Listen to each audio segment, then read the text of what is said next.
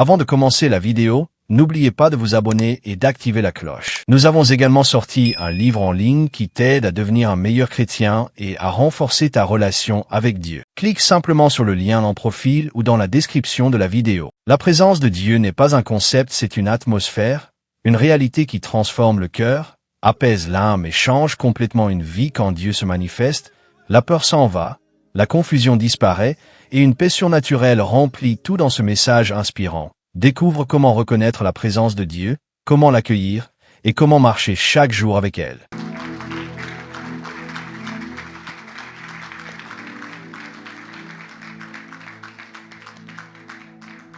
Prenez place, s'il vous plaît.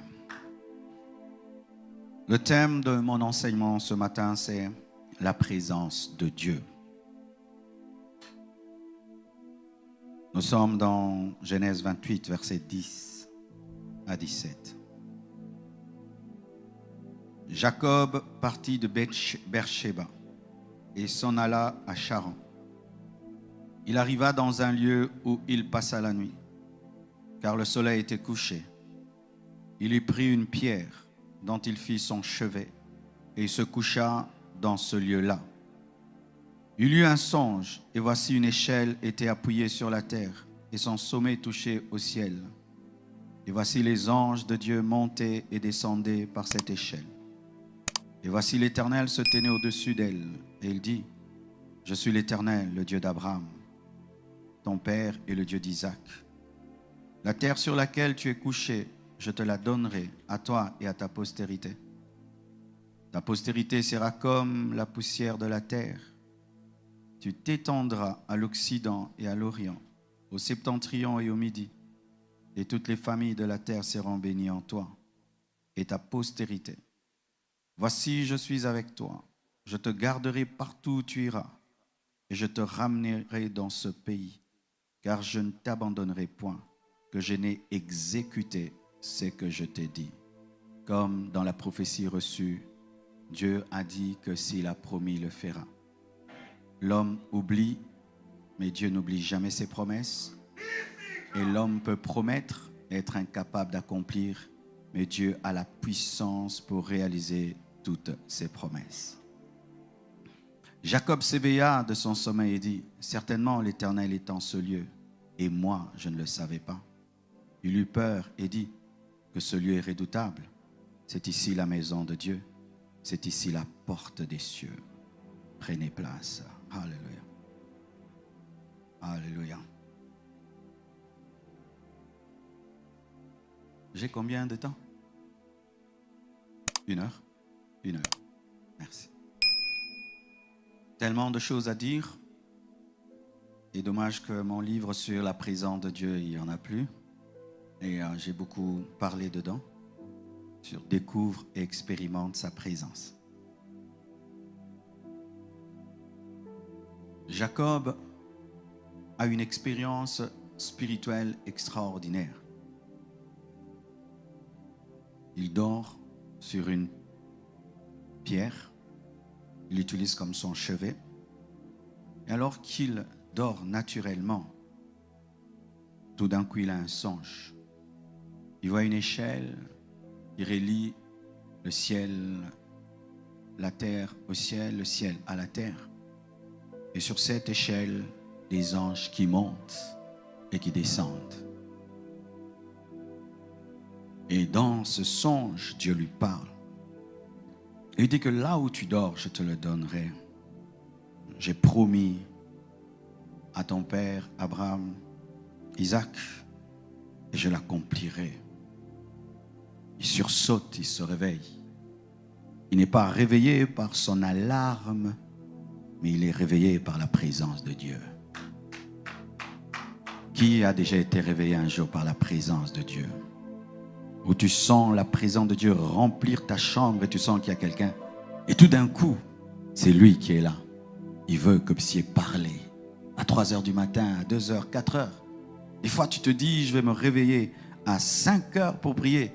Mais tu sens déjà à 2 heures, il te dit, viens, j'ai des choses à te dire. C'est bien d'être réveillé par son alarme. Et c'est mieux d'être réveillé par la présence de Dieu. Et là, il se réveille. Et il dit, Dieu était ici et je ne le savais pas. Ce lieu est redoutable. Il a été réveillé par la présence de Dieu et il a valorisé une pierre. Beaucoup de gens, lorsqu'ils viennent à l'église, sont comme Jacob. Ils pensent que l'église, c'est un écran, une moquette et des chaises. Une pierre. Et ils sont assis, ils écoutent un prédicateur. Comme Jacob, il dort, c'est une pierre. Jusqu'à ce qu'une expérience spirituelle l'amène à comprendre qu'il n'y avait pas qu'une pierre. Il y avait une échelle, il y avait un ciel ouvert, il y avait des anges. Au-delà de ce que tu vois ici, il y a des anges. J'ai senti la présence d'un ange alors qu'on était en train d'adorer. Mais certains ont conscience de leurs voisins, ont conscience seulement du prédicateur, de la pierre, alors qu'au-delà de la pierre, il y a une échelle. Au-delà de la pierre, il y a des anges. Que représente l'échelle? L'échelle représente Jésus-Christ de Nazareth. Car c'est Jésus-Christ qui relie le ciel à la terre au ciel. Et c'est Jésus-Christ qui permet aux bénédictions spirituelles de descendre sur nous et qui permet à nos prières de monter. Il y a Jésus ici.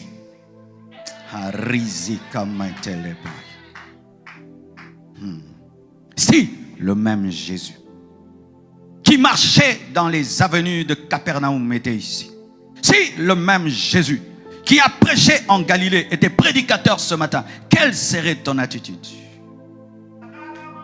Mais il est là. L'échelle est là. L'échelle est là. Et s'il y a l'échelle, il y a les anges qui montent et qui descendent. S'il y a l'échelle, donc il y a l'exaucement. S'il y a l'échelle, donc le ciel peut toucher la terre et la terre peut toucher le ciel. Si seulement tu peux en être conscient. C'est pourquoi quand tu viens dans la présence de Dieu, la première des choses dont tu dois avoir conscience, c'est Dieu. C'est Dieu. C'est pas ton costume. C'est pas ta veste. C'est pas le pasteur. Ce n'est pas ton voisin. C'est pas la climatisation. Ce n'est pas l'écran. C'est Dieu. Dieu était là. Calébréa. Dieu était là. Alors qu'il n'y avait pas de chorale, il était là. Alors qu'il n'y avait pas un protocole, il était là. Alors qu'il n'y avait pas de piano, il était là. Alors qu'il n'y avait pas un prédicateur, il était là. À combien plus forte raison alors que nous sommes là? Car la Bible dit que là, il y a 2 ou 3 qui sont rassemblés en son nom. Il est au milieu de nous. Jésus est ici. Le Jésus qui guérit, le Jésus qui pardonne, le Jésus qui délivre, le Jésus qui libère. Il n'est pas mort, il est ressuscité et il est assis à la droite de Dieu le Père et il remplit son église. Dieu était là, mais je ne le savais pas. La présence de Dieu. La présence de Dieu déclenche le réveil. Jacob n'a pas été réveillé seulement physiquement, il a été réveillé aussi spirituellement. Et il n'y a point de réveil en dehors de la présence de Dieu. Cher homme de Dieu, il n'y a de réveil qu'autour de la présence de Dieu. Il n'y a pas de réveil autour de la bénédiction. Il n'y a pas de réveil autour du pasteur. Il n'y a pas de réveil même autour du temple. Il n'y a de réveil qu'autour de la présence de Dieu. Ce n'est que la présence de Dieu qui amène le réveil. Lorsque nous lisons toutes les histoires de réveil, c'était Dieu. Dieu était au centre. Quand Dieu est au centre des cœurs, quand les cœurs ne désirent que lui, et lui, et lui, et lui, et lui, alors le réveil vient dans l'église. Mais quand dans l'église on commence à désirer autre chose, le mariage, le voyage, l'argent, la bénédiction, ces choses sont bonnes mais ne sont pas prioritaires. Il n'y a de réveil qu'autour de la présence de Dieu. Dieu n'engage le réveil que là où il est au centre. Tant qu'il sera au centre de cette église, vous aurez le réveil. S'il quitte le centre, il n'y aura plus de réveil. Vous allez embellir, vous allez arranger, vous allez tout faire, mais il ne sera pas là. Ce qui l'amène, c'est lui-même.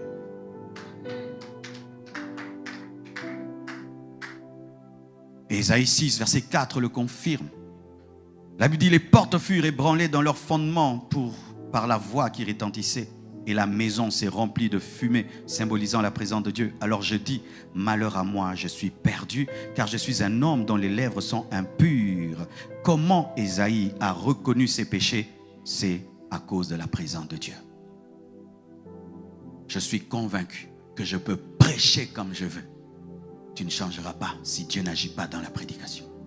Je suis convaincu que je peux tout faire, mais s'il n'y a pas la présence de Dieu dans ma prédication, Ésaïe ne peut se repentir.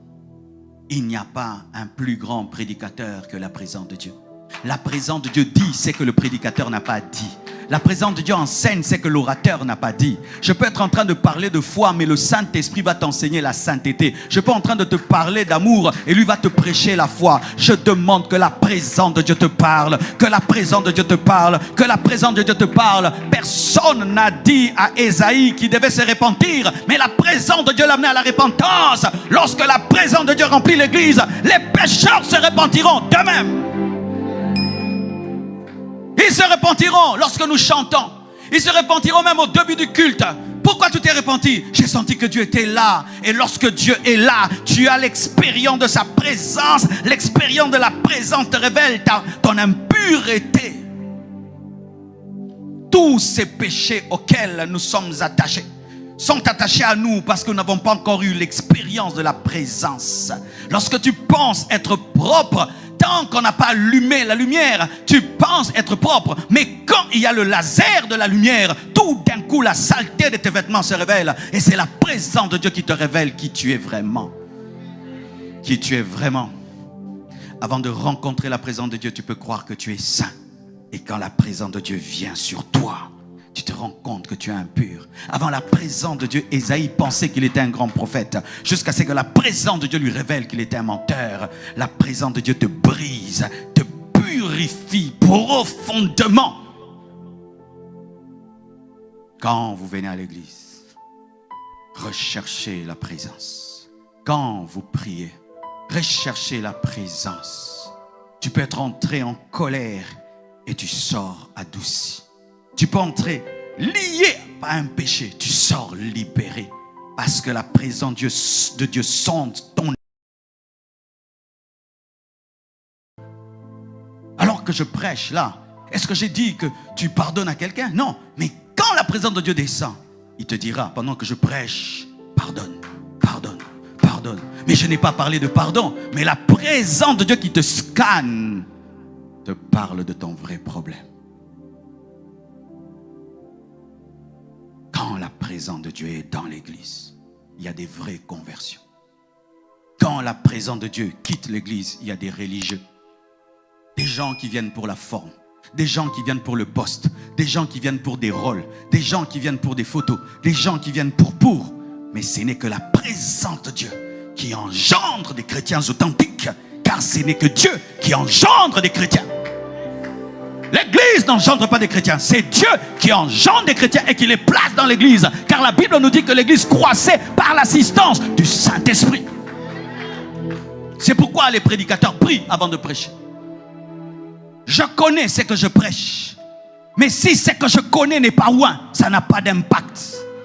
Je sais que c'est vrai. Mais pour que ce soit vrai dans ton esprit, je dois prier pour que Dieu soit dedans. Car si Dieu n'est pas dedans, ton esprit n'entendra rien. Car c'est l'esprit qui parle à l'esprit. Et c'est l'esprit qui convainc l'esprit. Et c'est l'esprit qui déclenche de nouvelles naissances. Prédicateur, prie, prie, prie. Car une seule phrase contenant la présence de Dieu peut bouleverser une vie. Une seule phrase. Dans la présence de Dieu, j'ai entendu une seule phrase qui m'a converti. Marcelo, convertis-toi. Marcelo, convertis-toi. Moi, c'est ce qui m'a amené à Jésus. Une phrase. Mais il y avait de Dieu. Il y avait Dieu dedans. C'est pourquoi dans Acte 2, verset 1, jusqu'au verset 41, nous parlons de la naissance de l'église primitive. Qu'est-ce qui a engendré l'église primitive? La présence de Dieu. Ce n'était pas la chambre haute, c'était la présence de Dieu. Car s'ils étaient dans cette chambre pendant des années, sans que la présence de Dieu n'y vienne, l'église ne serait jamais née. Lorsque tu veux servir Dieu, lorsque tu veux marcher avec Dieu, paye le prix jusqu'à ce que tu sois sûr qu'il est là. Et lorsqu'il sera là, ce que tu as engendré à Jérusalem va arriver au Congo. Ce que tu as engendré en Europe va toucher le monde entier. Car le Dieu qui maîtrise le ciel et la terre, tous les continents seront avec toi dans cette chambre. Ils ont prié, ils ont prié, ils ont prié. Pierre en sort pour faire quoi? Jusqu'à ce que la présence de Dieu deviendra ton programme. Quel est ton programme? La présence de Dieu. Quelle est ta priorité? La présence de Dieu. Quelle est ta recherche? La présence de Dieu. Qu'est-ce que tu veux? Je veux Dieu. Tu as faim de quoi? J'ai faim de Dieu. Tu désires quoi? Je désire Dieu. Lorsque tu atteindras ce niveau, il y aura un tout à coup, boum! Dieu dira, je dois descendre sur la terre parce qu'il y a un homme qui m'aime différemment. Je dois me manifester sur la terre parce qu'il y a quelqu'un qui me désire différemment. Il ne veut pas les maisons, il ne veut pas des voitures, il me veut. Et comme il me veut, je me donnerai à lui. Mais je vais ajouter des voitures, des maisons, les signes, les prodiges et les miracles. Père, je prie que ce matin, nous puissions engendrer des amoureux de ta présence. De ta présence, de ta présence. Quel était le programme dans la chambre haute? Dieu. Quelle était la requête? Dieu. Dieu. Tout d'un coup, ces analphabètes ont été loin du Saint-Esprit, remplis de l'Esprit, et ils pouvaient parler des langues qu'ils ne connaissaient pas. Des hommes érudits venus du monde entier, des prosélytes grecs, arabes, crétois, sont venus à la porte de cette chambre haute remplie des analphabètes. Mais ils étaient étonnés de leur érudition, car le Dieu intelligent les avait remplis. La présence de Dieu te donnera une intelligence que tu n'as pas. La présence de Dieu te donnera une sagesse que tu n'as pas. La présence de Dieu te donnera une connaissance que tu n'as pas. La présence de Dieu te donnera des compétences que tu n'as pas. Et ils étaient étonnés. Mais est-ce que c'est vraiment Pierre, le pêcheur de poissons? Oui, c'est le pêcheur de poissons. Il est devenu un pêcheur d'hommes. Il est devenu un pêcheur d'hommes. La présence de Dieu va élever ta dimension et va briser tes limites. Toi qui hier étais un pêcheur de poissons, tu vas devenir un pêcheur d'hommes. Je prie que la présence de Dieu puisse télécharger en toi un potentiel que tu n'avais jamais. In Jesus' name. In Jesus' name.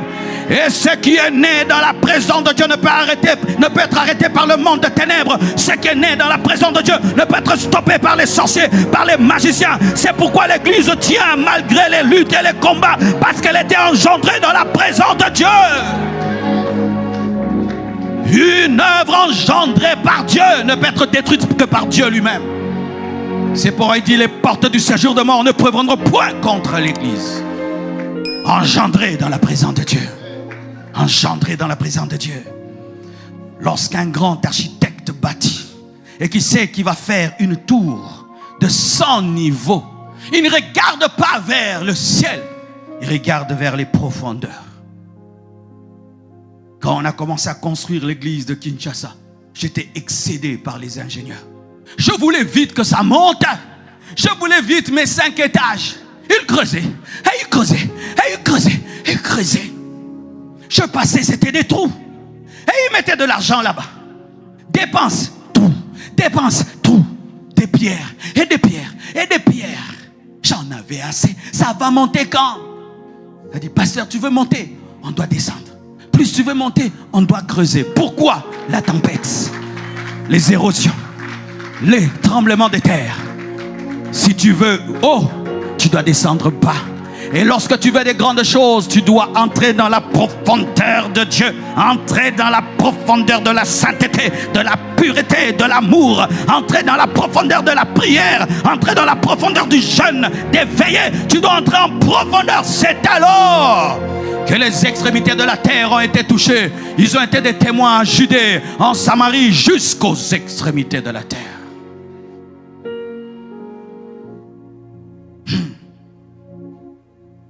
L'un des plus grands secrets de la Bible est écrit au début de la Bible, à la porte de la Bible.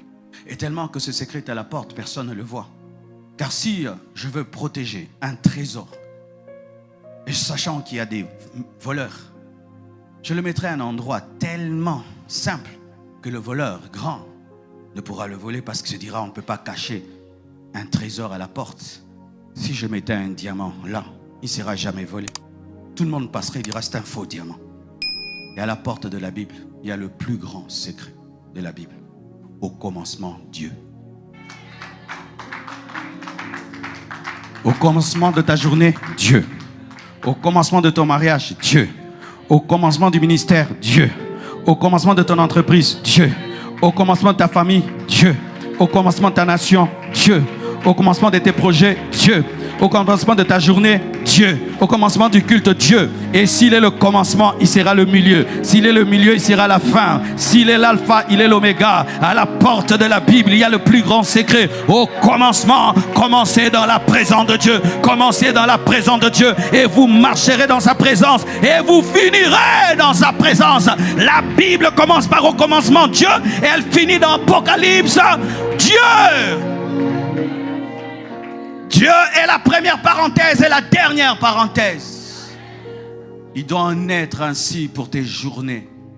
Commencez vos journées à genoux. Commencez vos journées avec vos Bibles. Commencez vos journées avec Dieu. Ils ont su qu'ils ne pouvaient aller parler d'un ressuscité sans sa présence. Ils étaient conscients qu'ils ne pouvaient parler de Dieu sans être avec Dieu. Et tu sais, dans le domaine spirituel, on peut savoir si tu l'as ou tu ne l'as pas. Dans ce domaine, il n'y a pas de tricherie. Les gens savent si tu l'as ou tu ne l'as pas. C'est comme le parfum. On sait si tu es parfumé ou pas. Si ton voisin n'est pas parfumé, tu sens qu'il n'est pas parfumé. S'il est parfumé, il t'envoie des choses, n'est-ce pas? Et il en est de même. Le parfum de l'église, c'est la présence de Dieu. Le parfum d'un chrétien, c'est la présence de Dieu. Le parfum d'un culte, c'est la présence de Dieu. Le parfum de ton ministère, c'est la présence de Dieu. Qu'on dise que tu n'as pas tout, mais qu'on ne dise jamais que tu n'as pas Dieu. Car si tu as Dieu, tu as tout. Et si tu n'as pas encore tout, c'est en chemin. Parce que la provision habite en toi et elle attirera toutes choses. Waouh! Exode 33, verset 18. Moïse dit, fais-moi voir ta gloire. L'Éternel répondit, je ferai passer devant toi toute ma bonté et je proclamerai devant toi le nom de l'Éternel. Je fais grâce à qui je fais grâce et miséricorde à qui je fais miséricorde. Et l'Éternel dit, tu ne pourras pas voir ma face, car l'homme ne peut voir et vivre. Ne peut me voir et vivre. Il y a un problème dans ce texte. Moïse demande de voir la gloire. Dieu lui parle de sa face. Le désir de Moïse, c'était de voir la gloire de Dieu. Mais quand Dieu répond, il dit, personne ne peut voir ma face et vivre. Non, moi j'ai parlé de gloire. Comment tu me parles de face? Parce que c'est la face qui amène la gloire.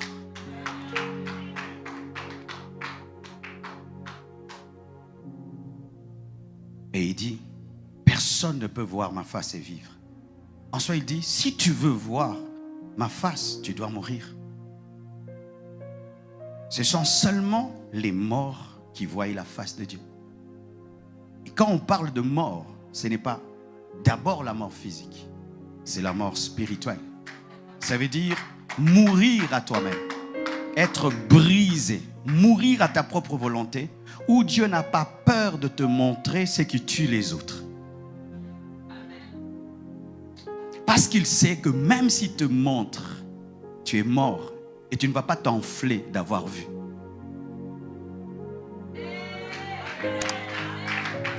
Il y a des choses que Dieu veut te montrer, mais tu es trop vivant pour les voir. Tu es trop vivant pour les voir. Le jour que tu mourras toi-même, alors tu verras.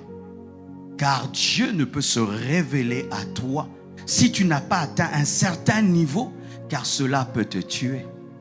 Imagine qu'un bébé spirituel, là, Dieu lui donne une capacité de ressusciter sans mort. Si il n'est pas mûr, il va faire une secte où il sera Dieu. Alors, quand il demande cela, Dieu lui dit, je suis d'accord, mais meurs. Car si tu meurs, je n'aurai pas peur de toi, car les morts ne touchent pas sa gloire. Nul ne peut voir ma face et vivre. Donc si tu veux la voir, tu meurs. Et à titre titre posthume, Dieu a exaucé Moïse. Car nous voyons à la montagne de la transfiguration, alors qu'Élie et Moïse étaient en train de causer avec la face de Dieu qui est Jésus, la prière de Moïse était exaucée et il a vu, car Dieu nous voulait enseigner au travers de cela que c'est la mort qui permet de voir la gloire. Tu veux vivre la forte présence de Dieu, meurs à toi-même. Meurs à toi-même. Meurs à toi-même. Et Dieu te teste par des petites choses. Il fait un peu, tu deviens orgueilleux, il l'arrête. Il fait un peu, tu t'enfles, il arrête. Dieu attend des hommes qui, même si ils vivent sa présence, il lui rend toute la gloire. Il présente toujours celui qui est digne de recevoir l'honneur et la gloire. C'est pourquoi la présence de Dieu avait saturé la vie de Paul. La présence de Dieu avait saturé la vie de Pierre. Parce que chaque fois qu'on voulait les traiter comme des dieux, il disait, nous sommes des hommes de la même nature que vous. Des hommes comme Élisée, jusque dans leur mort, avaient la gloire de Dieu. De sorte qu'on a jeté un mort sur le cadavre d'Élisée. Et il est ressuscité. Pourquoi? Il est mort. Il est mort. Il est mort spirituellement. Dommage qu'à l'église, les gens sont vivants. Fiers de bien prêcher. Fiers d'avoir l'onction. Fiers d'être riches. Fiers d'être beaux. Fiers d'être ceci. Fiers d'être cela. Fiers d'être cela. Nous sommes des vivants. Mais nous disons, Seigneur, montre-nous la gloire. Il dit, mais je vais vous tuer. Si tu ne veux pas qu'il te tue, meurs et il ne te tuera pas. Lorsque Salomon dédicace le temple, vous savez ce qui s'est passé? Il dédicace le temple à Dieu. Il dit, Dieu, ce temple est à toi. Dieu descend et il chasse tout le monde. La gloire ne peut pas rendre culte. Et Dieu reste seul dans ce champ. Pourquoi? Parce qu'il voulait dire, la chair et ma présence ne peuvent collaborer. Il chasse la chair pour que l'esprit seul devienne chef du temple.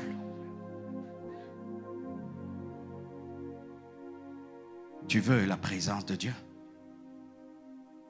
Tu dois mourir à toi. Mourir à tes passions. Mourir à tes ambitions.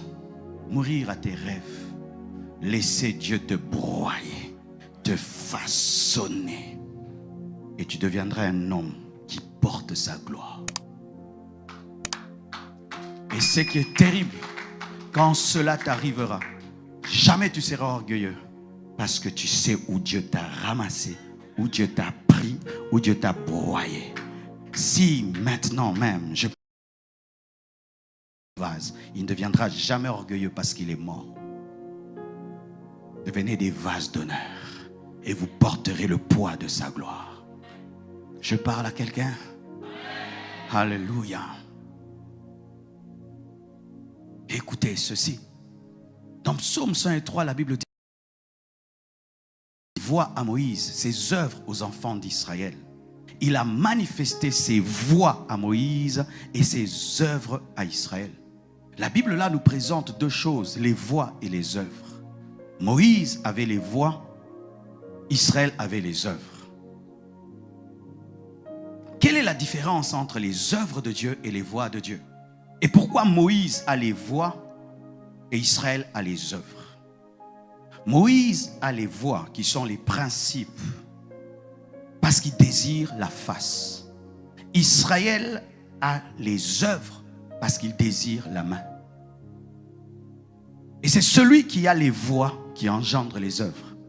Ceux qui bénéficient des œuvres ne connaissent pas les voies et ne peuvent manifester les œuvres, et ils doivent aller auprès de celui qui a les voies pour avoir les œuvres. C'est pourquoi Moïse, qui avait les voies, priait et il y avait des miracles, et eux ne profitaient que des œuvres mais n'avaient pas les voies.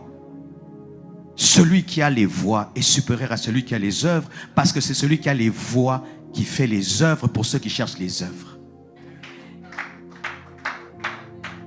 En profondeur, ça veut dire quoi? Lorsque toi, dans ta vie, la seule chose que tu cherches en Dieu, c'est Dieu, donne-moi, donne-moi, donne-moi, donne-moi. Tu cherches la main, tu cherches les œuvres. Tu ne connaîtras pas Dieu. Mais si un autre dit, Seigneur, je veux te connaître. Seigneur, qu'est-ce que tu aimes? Seigneur, qu'est-ce que tu n'aimes pas? Seigneur, qu'est-ce que tu veux? Cet homme aura la révélation des voies de Dieu, du cœur de Dieu, et il aura la présence de Dieu qui déclenche les œuvres. Celui qui manifeste les voies peut faire les œuvres plusieurs fois, Mais celui qui a les œuvres sans les voies ne peut être un professeur des œuvres. Ce ne sont que ceux qui ont les voies qui deviennent les professeurs des œuvres parce qu'il sait d'où c'est venu et il peut refaire parce qu'il connaît les principes.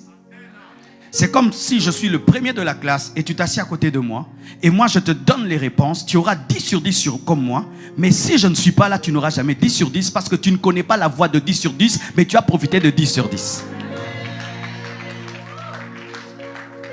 Ne soyez pas dépendants spirituellement.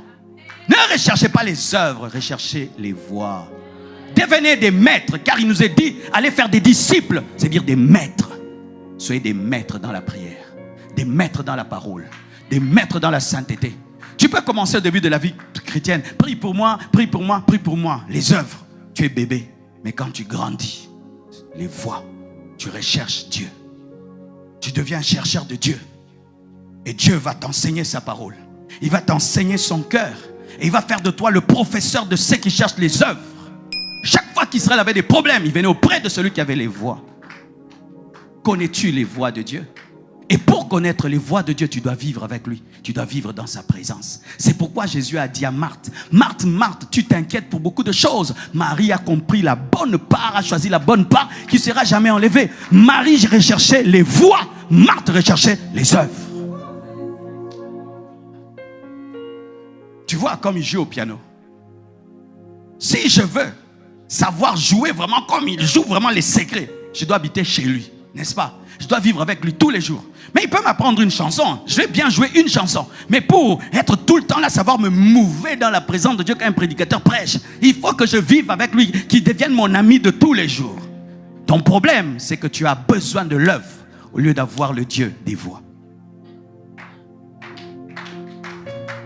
Les démons t'attaquent, tu appelles. Priez pour moi, les démons m'attaquent. On prie. Démons quittent, ils partent. Et puis tu dors. Non. Comment un démon m'a attaqué? Comment un esprit m'a bouffé? Comment un esprit m'a fait ceci? Comment? Qu'est-ce que dit la Bible? Qu'est-ce que dit la Bible? Qu'est-ce que dit la Bible? La Bible dit que si je suis en Christ, je suis une nouvelle création. Les choses anciennes sont passées, toutes choses sont devenues nouvelles. Mais comment cet esprit m'a bloqué? Il est écrit, je vous donne le pouvoir de marcher sur les scorpions, sur les serpents. Mais pourquoi il a dominé sur moi? Il est écrit que Dieu domine dans la sainteté. Ah, c'est le péché qui est dans ta vie. Seigneur, pardonne-moi. Seigneur, pardonne-moi. Quoi encore? Il faut que j'ai le bouclier de la foi, la ceinture de la vérité, les chaussures du zèle de l'évangile. Père, donne-moi les armes. Donne-moi les armes. Grandissez! Au lieu d'être tout le temps derrière les pasteurs, dans les robes du pasteur. Pasteur Joseph, pasteur Joseph, pasteur. Même à 2h du matin, il a besoin d'être avec sa femme. Il a besoin d'être avec sa femme. Ah! Pasteur Joseph, pasteur Joseph. Il a aussi des enfants. Il a une femme. Il a des enfants. Pasteur Joseph. Jésus, Jésus, Jésus. Jésus est disponible 24 heures sur 24 heures. Jésus est disponible 24 heures sur 24 heures. Laissez les hommes de Dieu se reposer de foi. Donne-moi un amen.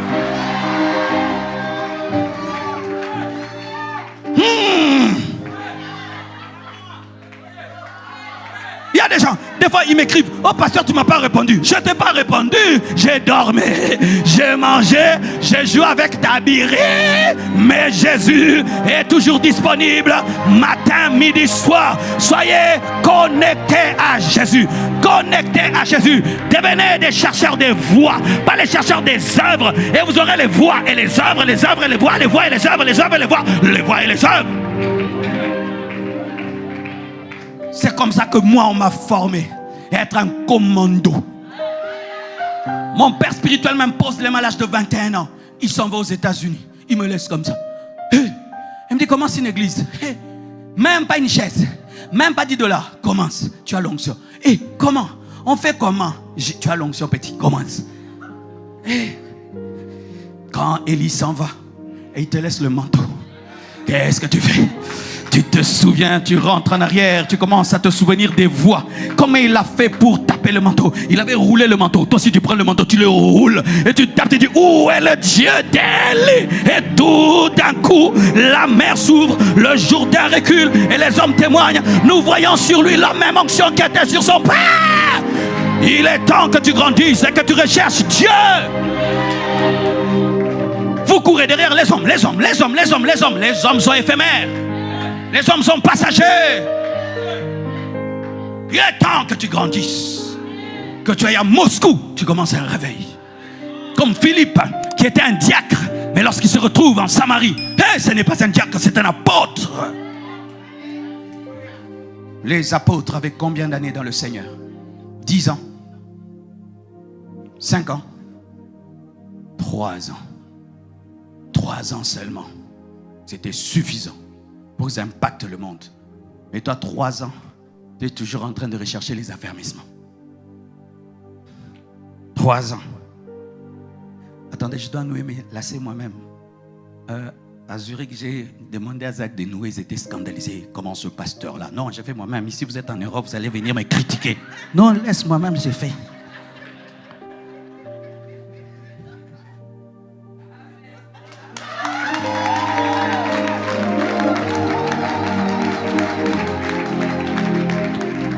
À Zurich, on a fait mes lacets. C'était là.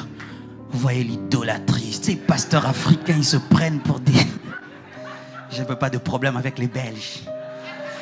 Et les TikTokers. Je disais quoi? 3 ans dans le ministère. 3 ans dans nos églises. Quelqu'un qui a 3 ans dans le Seigneur, il n'a même pas lu sa Bible de Genèse à Apocalypse. Nous, on a lu la Bible en 1 mois. 3 ans dans le Seigneur, tu n'as même pas fini ta Bible. 3 ans dans le Seigneur, tu es encore en train de lutter avec la masturbation, la pornographie. 3 ans dans le Seigneur, tu es toujours en train de tromper ta femme.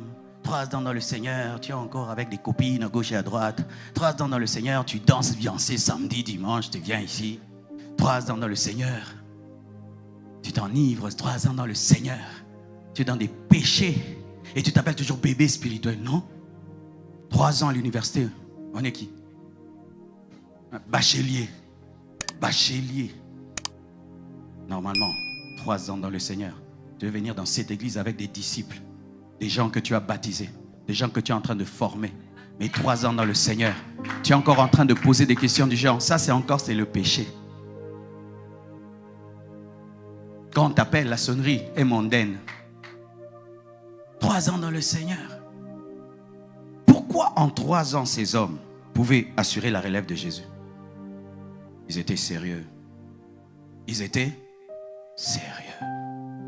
Le problème aujourd'hui, et surtout en Europe, l'église devient un lieu de divertissement où on se sent bien. Et comme vous avez besoin des psychologues, vous avez des psychologues gratuits, les pasteurs. Tu vas t'en sortir, tu seras grand. Non, mes frères, grandissez. Il est temps que tu mettes ta vie en ordre. Et je te dis, il fallait que tu le fasses depuis longtemps. Dès que tu t'es converti, c'est là qu'on commence. Il est prouvé scientifiquement sur le plan médical qu'il est bon de circoncire un enfant lorsqu'il a 8 jours. Parce que c'est le jour où le corps sécrète le plus de vitamine K. C'est ça. Les médecins sont par là. Et la cicatrisation est rapide. Si on te circoncis, âgé, tout le quartier saura que tu es circoncis. Il faut qu'on t'attrape d'abord parce que tu vas fuir. Et après, ta démarche va changer, n'est-ce pas? C'est ça les personnes qui ont fait des années dans le Seigneur mais doivent être circoncis à 20 ans. On sent que Dieu t'a circoncis. Suspension! Circoncision publique. Parce que tu as pris des années. Mais si quand tu t'étais converti au départ, tu avais accepté le jour qu'on t'a baptisé, dans le secret quand tu étais un bébé, de mettre ta vie en règle, il y a des choses qu'on n'aurait jamais su. Le problème c'est que vous grandissez avec des faiblesses. Vous évoluez avec des faiblesses. Et lorsque Dieu vient frapper, il vient frapper un adulte. Il vient te corriger là où il ne fallait plus qu'on te corrige. Il vient t'enseigner alors que tu devais être l'enseignant des autres. Et on doit te donner la nourriture des bébés. C'est comme un grand de 30 ans, mais il mange le cérélac, la même bouillie que le bébé. Et ça crée quoi? Des embouteillages spirituels à l'église. Oh, donne-moi la main. Donne-moi la main. Donne-moi la main. Comment tu te retrouves dans les mêmes péchés que le nouveau converti que tu as amené à Jésus? Il vient se confier à toi. Hey, je suis tombé dans la masturbation. Toi aussi, tu as fait ça hier, alors que tu as 30 ans dans le Seigneur. Honte à toi. Il est temps que la présence de Dieu te libère. Et je prie que ce soit ce matin. Ce matin. Ce matin. Ce matin. Ce matin. Ce matin.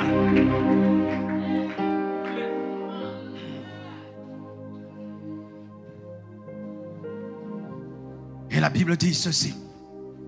Matthieu 6, verset 33. Cherchez premièrement le royaume de cieux et la justice de Dieu. Et toutes ces choses vous seront données par-dessus. La priorité d'un enfant de Dieu, c'est Dieu. La priorité d'un enfant de Dieu, c'est Dieu. La priorité d'un enfant de Dieu, c'est sa présence. Seigneur, on va me donner l'argent.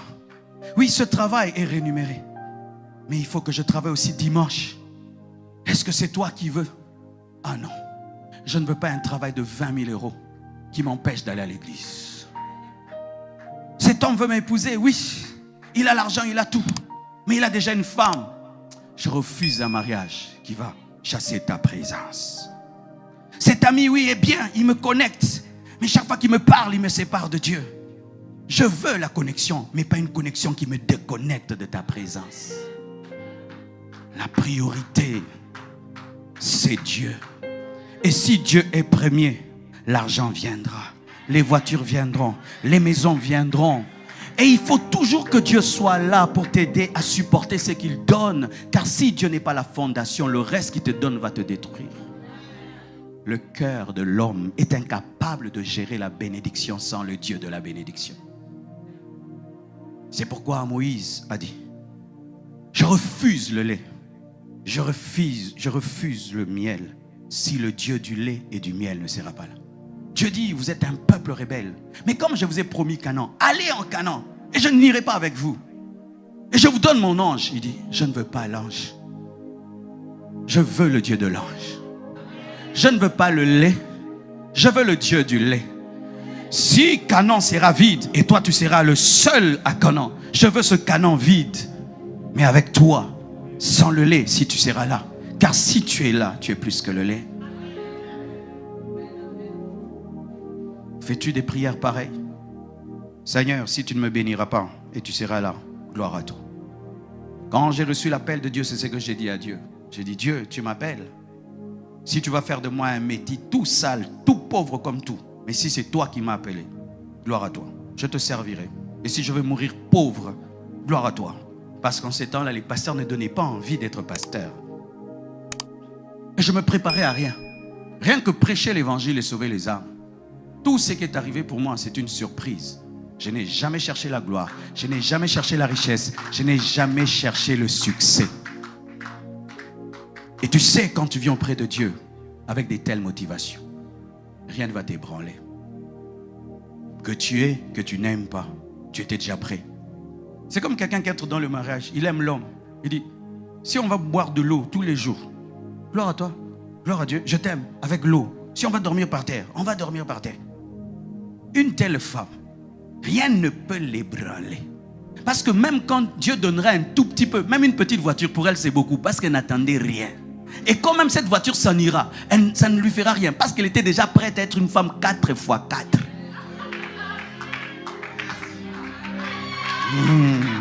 Soyez des chrétiens 4 x 4. Dans l'élévation, tu l'aimes. Dans la persécution, tu l'aimes. Dans l'épreuve, tu l'aimes. Dans la joie, tu l'aimes. Dans les pleurs, tu l'aimes. Dans le deuil, tu l'aimes. Dans la fête, tu l'aimes. Tu n'es pas un chrétien qui l'aime pour ceci. J'aime Dieu. Point barre. Avec tout ce qui vient avec Dieu, j'aime Dieu. J'aime Dieu. J'aime pas Dieu parce qu'il va donner ou non, je l'aime. Si en l'aimant, je vais souffrir, je l'aime. Si en l'aimant, je serai aimé, je l'aime. Si en l'aimant, je serai haï, je l'aime. J'aime tout ce que Dieu amène. Dieu, totalité. Cherchez premièrement Dieu. Et le reste vous sera donné. Et si le reste ne vous est pas donné, ça ne vous fera rien. Parce que vous n'êtes pas venu pour le reste, vous êtes venu pour lui. Une femme qui t'aime pour toi, même si tu n'as rien, elle ne partira pas tant que toi tu es. C'est pourquoi il n'est pas bon que les gens viennent à l'église pour le mariage, pour la guérison, pour la prophétie, pour ceci. Car si les pour là disparaissent, ils ne vont plus venir. Mais s'ils viennent que pour Dieu, ils seront toujours là. Prophétie ou pas, guérison ou pas, miracle ou pas, nous devons prêcher Dieu, Dieu, Dieu, Dieu, Dieu, Dieu, Dieu. Parce qu'à la fin, c'est Dieu. La Bible nous dit dans Apocalypse qu'il n'y aura même plus de temple. Mais le temple, ce sera Dieu lui-même. Il est le commencement et il est la fin. Commencez déjà cet exercice maintenant, parce qu'à la fin, il n'y aura que lui. Alléluia. Alléluia. Il dit, il n'y aura plus de temple. Lui sera le temple. Il sera l'époux. Il sera le tout. Il sera le tout. Il sera le tout. Oh, tellement de choses à dire. Et la Bible dit, dans le psaume 26, verset 8, Éternel, j'aime le séjour de ta maison, le lieu où ta gloire habite. J'aime le lieu où ta gloire habite. J'aime les moments où ta gloire habite. Tous ceux qui ont rencontré la présence de Dieu aiment le lieu qui leur permet d'être dans sa présence. Qui aime sa chambre, qui attend impatiemment ses moments de prière, qui quand il n'a pas prié sent comme s'il est en train de mourir. Tu es dedans. Et toi qui te sens bien quand tu n'as pas eu des moments de prière, tu es anormal. Parce que tu as faim quand tu n'as pas mangé. J'ai faim. Il y a aussi la faim de Dieu, la soif de Dieu. Tu as mangé, tu as tout, mais tu sens un vide. Et tu te souviens qu'il y avait un restaurant spirituel quelque part. Tu avais mangé un hamburger spirituel, waouh! Et tu vas t'agenouiller là. Oh Dieu! Et tu te souviens d'une chanson que tu avais chantée. Quand tu l'avais chantée, tu t'es emporté. Elle revient, tu commences à la chanter. Ou une musique que tu avais émise, tu commences à l'écouter. Et des fois, tu n'as même plus envie de parler. Tu restes seulement présence. Et des fois, tu penses que tu as fait 30 minutes et tu as fait 2 heures. Et quand tu te lèves, tu es rempli d'assurance. Waouh! Prends-moi tout. Ne me prends pas ces moments-là. Prends-moi tout, mais laisse-moi un endroit où je peux m'agenouiller ou m'asseoir. Et David, malgré qu'il était roi, c'est ce qu'il désirait. Il ne désirait pas le trône, il désirait les moments où il était dans la présence de Dieu. Tu sais, quand tu te bronzes, tu t'exposes au soleil, il y a un impact sur ta peau. Et quand tu t'exposes à la présence de Dieu, il y a un impact sur ton esprit. Tu ne peux pas t'exposer au soleil sans bronzer et tu ne peux pas t'exposer à la présence de Dieu sans être amplifié spirituellement. Et quand dans une église, les hommes sont les hommes de la présence de Dieu, le pasteur n'a pas beaucoup de boulot. Il dit une chose, mais Dieu dit 50 choses. Il dit aux gens, venez à l'étude biblique. Ils viennent à 2000 personnes étudier la Bible parce qu'ils aiment Dieu. Mais quand les gens n'aiment pas Dieu, si on dit étude biblique, ils fuient. Ils aiment délivrance, casser les liens, couper les liens, bouillir les liens, tuer les sorciers, envoûter les sorciers, les ressusciter, les tuer encore. C'est pourquoi j'aime beaucoup l'église Compassion de Limité. Tu leur dis étude biblique. 2000 personnes viennent en train d'écrire. Tu t'assieds, ils écoutent. Tu dis venez, veillez. Pas pour la famille, priez pour le salut des âmes. Ils viennent veiller. Pas pour eux, pour les âmes. C'est quand tu les fais aimer Dieu. Quand tu fais aimer les hommes, eux, quand il n'y a pas du eux, ils n'ont plus d'intérêt. Qu'est-ce qu'on y gagne? Jésus. Qu'est-ce que tu y gagnes? Jésus. Les apôtres ont gagné quoi? Paul a gagné quoi? Vous connaissez la maison de Paul? La maison de Pierre? Maison des maisons au ciel. Aujourd'hui, Dieu veut engendrer des chrétiens mûrs, des chrétiens enracinés, des chrétiens qui deviennent tellement matures dans sa présence qu'ils engendrent des disciples et des disciples qui engendrent des disciples. David, malgré qu'il était roi, désirait la présence de Dieu. Oh mon frère, même quand Dieu te donnera des millions, aie le temps pour Dieu. Oh mon frère, même quand tu seras grand, aie le temps pour Dieu. Ne dites jamais ces choses, je suis busy, Dieu m'a tellement élevé, c'est archi faux. Nous rencontrons ces millionnaires, ces milliardaires dans des restaurants. Ils ont le temps. Ils ont le temps pour autre chose. Tout ce qu'on dit, oh, parce que j'ai beaucoup de responsabilités, archi faux. Les responsables, ils sont dans des grands restaurants. Tu peux avoir ton restaurant spirituel, des moments de prière, comme Daniel, qui priait 3 fois par jour alors qu'il était ministre. Ne te donne jamais raison de ne pas avoir le temps pour celui qui te donne le souffle de vie. Ne te donne jamais raison de ne pas avoir le temps pour celui qui te bénit, qui te protège, qui te garde. Ne comprends jamais cela. Ne comprenez jamais cela. Si même tu ne trouveras pas le temps, prie dans ta douche, prie dans ta voiture, prie en langue tout le temps, au bureau, prie tout le temps, dedans. Parce que nous avons cette capacité d'être avec les hommes et d'être avec Dieu. Je peux être en train de causer avec vous, mais en esprit, je suis en train de parler en d'autres langues. Malgré qu'il était roi, David avait le temps pour Dieu. Terminons.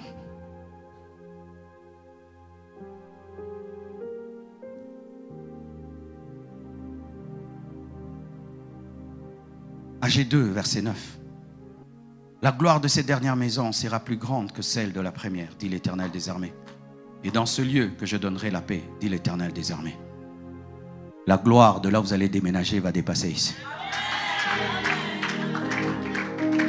La gloire de la compassion limitée va devenir encore plus grande. La gloire de la communauté compassion va devenir plus grande. Et ce qui va caractériser cette gloire, ce ne sera pas le temple, ce ne sera pas l'espace, mais ce sera la présence de Dieu. Car la particularité de l'église et la gloire de l'église, c'est la présence de Dieu. La gloire n'est pas dans la construction ni dans le bâtiment, la gloire est dans la présence de Dieu. Beaucoup de gens tombent dans le piège de croire qu'un déménagement en soi est la gloire. Non, c'est lorsqu'il y a concentration de Dieu plus qu'avant qu'il y a la gloire. Parce que nous avons connu des églises qui ont eu à construire des temples et qui ont perdu la gloire parce qu'elles ont fixé leur gloire dans la pierre au lieu de placer la gloire dans la pierre angulaire qui est Jésus. Mais je vous annonce prophétiquement une plus grande gloire dans la communauté. Une plus grande gloire, une plus grande présence. Le pasteur Joseph que vous avez connu, vous ne le connaîtrez plus. Le pasteur Marcelo que vous avez connu, vous ne le connaîtrez plus. Une autre dimension. J'annonce une nouvelle saison. J'annonce une nouvelle saison. J'annonce un nouveau départ. Et pour quiconque ici a soif de Dieu, je t'annonce un nouveau départ. La Bible dit que la gloire du second temple sera plus grande que la gloire du premier temple. Et je prie, Père, qu'il y ait plus de toi dans cette assemblée, plus de toi dans cette église, plus de toi dans ces vies, plus de toi dans cette communauté, plus de toi dans ces familles, plus de toi dans vos projets, plus de toi. Lève tes mains, nous allons prier. Yeshua.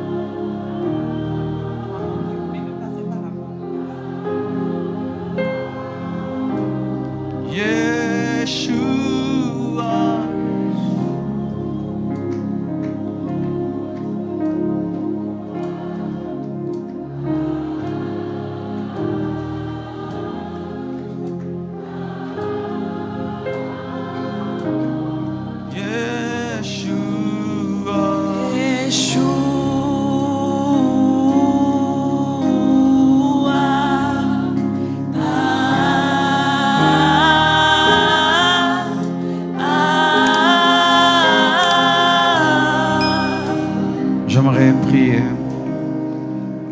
avec tous ceux qui désirent ce matin mettre leur vie en ordre. Il y a un problème avec la présence de Dieu dans ta vie. Tu as un problème de communion avec Dieu. Ta communion avec Dieu a été brisée par le péché, par une désobéissance, par un comportement, une attitude, par une relation. Et tu es convaincu ce matin de réparer, de te mettre en ordre.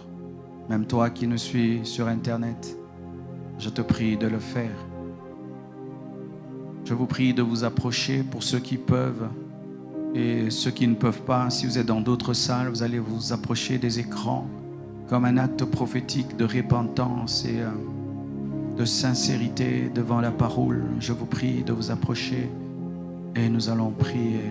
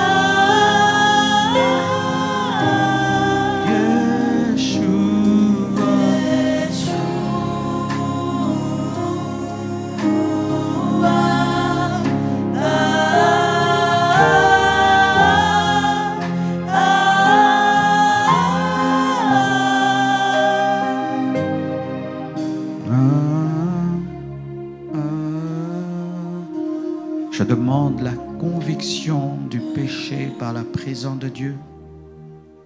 Je demande que le Saint-Esprit te révèle les parties de ta vie qui échappent à la présence de Dieu. Je demande que l'expérience qui a été accordée à Ésaïe te soit accordée. Je prie que Dieu te révèle ses voies, qui te révèle ses voies. Que Dieu te donne le conseil qu'aucun homme ne t'a donné. Que Dieu te convainque et qu'il ramollisse ton cœur. Que Dieu brise toute résistance à son message. Que cette transformation que tu as toujours attendue t'arrive ce matin. Seigneur, je prie pour tous ceux qui sont ici. Je demande une expérience de transformation. Une expérience de transformation par ta parole. Une expérience profonde, Seigneur. Je prie que tous ceux qui sont ici et en dehors de ce lieu tombent amoureux de toi. Je prie qu'ils tombent amoureux de toi. Je prie qu'ils tombent amoureux de toi. Je prie, Père, que toute résistance face à ton amour, Seigneur, soit brisée. Je prie, Père éternel, que toute pensée qui s'oppose à ta parole soit brisée. Je prie qu'ils vivent la communion avec ta présence, l'intimité avec ta présence. Et ce que je n'ai pas dit leur soit transmis. Prie avec moi, Seigneur Jésus. Fais de moi une nouvelle personne. Saturé de ta présence, saturé de ta gloire, saturé de ta présence, saturé de ta gloire. Je mets ma vie en ordre, afin d'être l'aéroport de ta présence. J'accepte de mourir à moi-même, afin que ta gloire éclate dans ma vie. Délivre-moi de moi-même. Délivre-moi du monde, délivre-moi du diable, délivre-moi des démons, délivre-moi de tout péché caché, délivre-moi de tout péché chéri, délivre-moi de toute attitude mauvaise, délivre-moi, délivre-moi, délivre-moi, délivre-moi, délivre-moi, délivre-moi, Jésus, délivre-moi. Que Dieu te libère, que Dieu te libère, que Dieu te libère, que Dieu te libère, que Dieu te libère, que Dieu te libère. Au nom de Jésus, que ton joug soit brisé, brisé, brisé, que ton joug soit brisé, que ton joug soit brisé, que ta vie soit changée, que toute pesanteur spirituelle soit enlevée. Deviens une nouvelle personne, personne, personne, au nom de Jésus. Merci, Père Tout-Puissant. Levez les mains, je vais finir. Alléluia.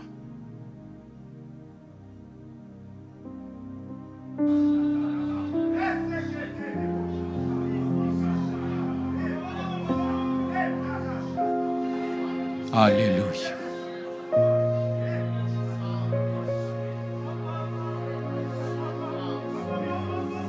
Yes, yes, yes. Yes, yes, yes. Il est ici.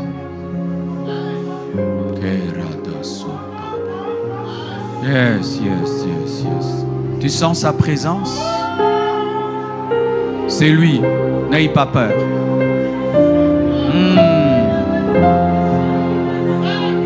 C'est Papa qui est dans le temple. Yes, yes, yes, yes, yes, yes.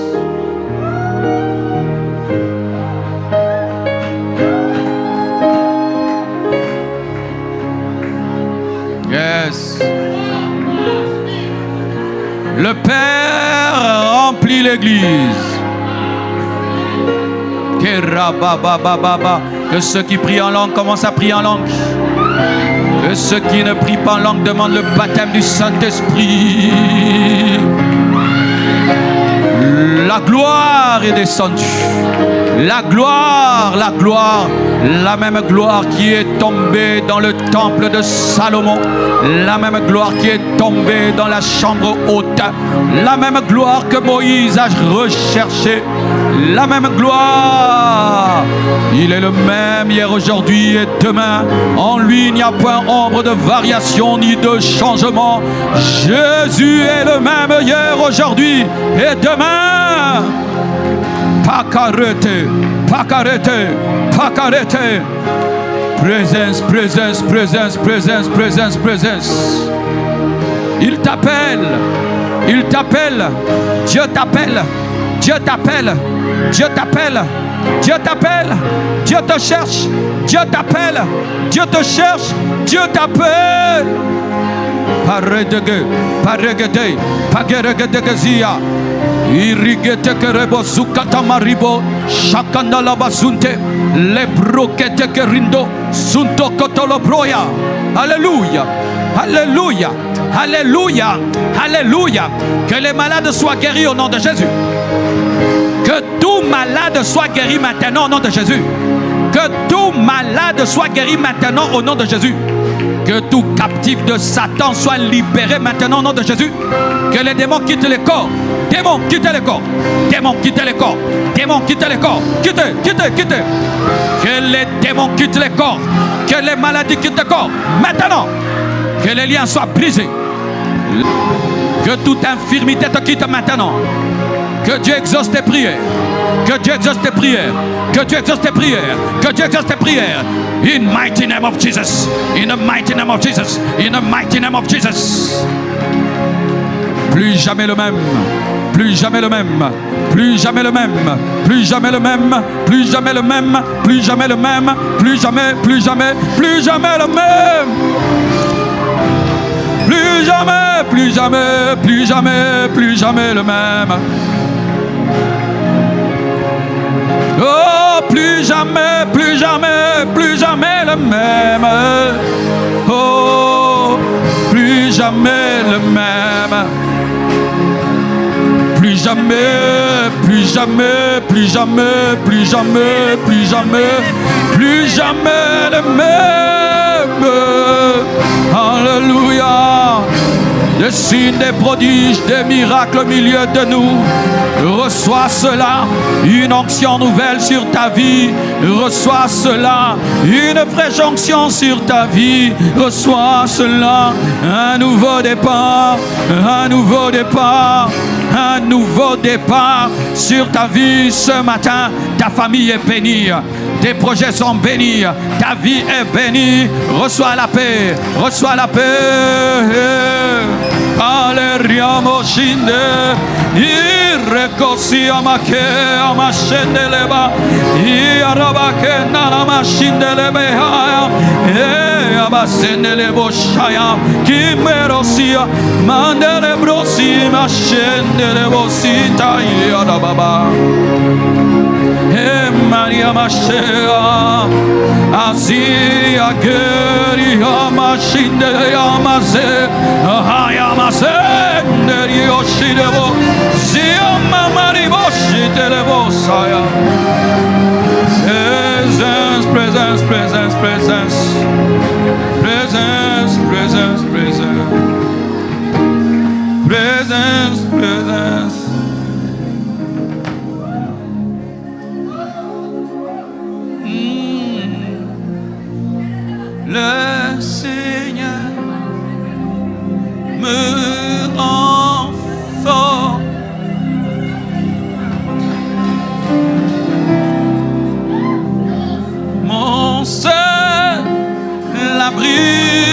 c'est toi.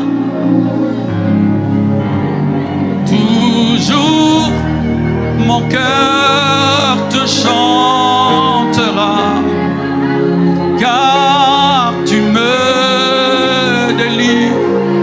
Et chaque fois que je tombe, je m'appuie sur toi. Je m'appuie sur toi. Et dans ma faiblesse,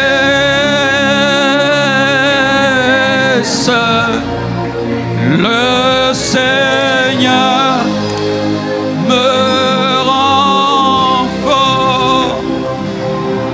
Il te rend fort.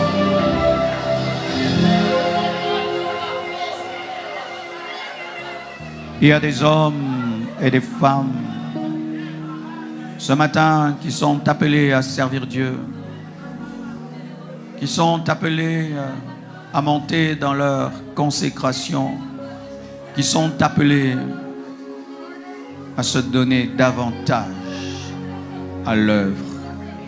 Les âmes meurent de tous côtés et l'Église est dans la distraction.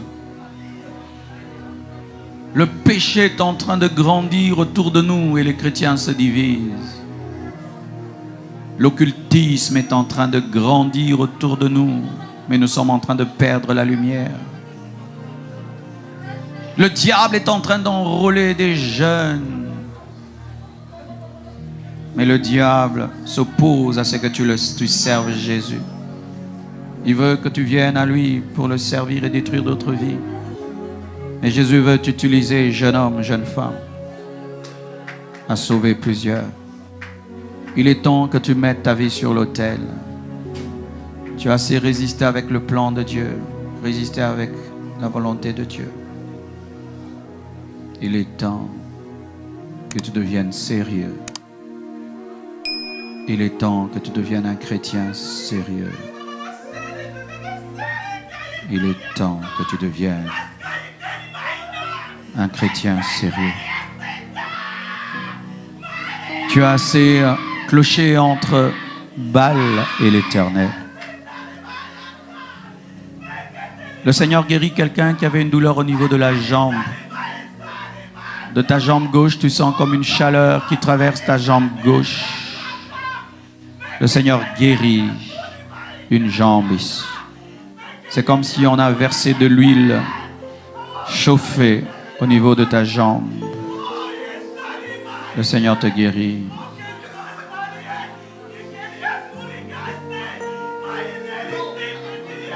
Nous te bénissons, nous te rendons grâce pour tout ce que tu as fait au premier culte avec le pasteur Joseph et au deuxième culte. Je te confie encore le déménagement, qu'il soit glorieux, béni. Et je te confie les conférences internationales, Europe pour Christ. Tu nous avais montré des années en arrière l'atomium remplir la terre, que cette vision devienne réalité et qu'au travers de ce quartier général, nous puissions prendre l'Europe pour Jésus. Permets que ce rêve, cette vision puisse devenir réalité ici à Kinshasa, Lubumbashi, que ces 3 églises deviennent des quartiers généraux pour influencer la terre. Père, merci. Au nom de Jésus.